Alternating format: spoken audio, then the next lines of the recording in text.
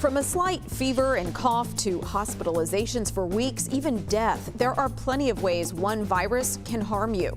To understand why, we take a look at the immune system.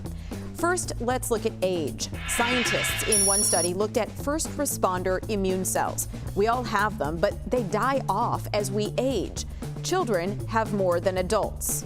Other studies looked at gender. We know coronavirus hits men harder than women.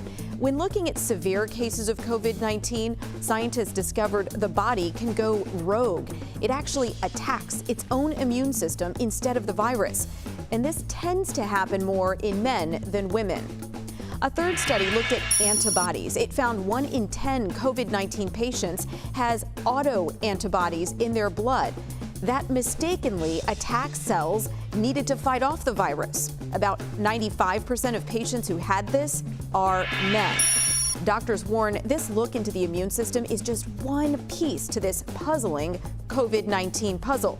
They're still trying to determine who is most at risk for contracting it, and we just connected the dots. I'm Sonia Azad.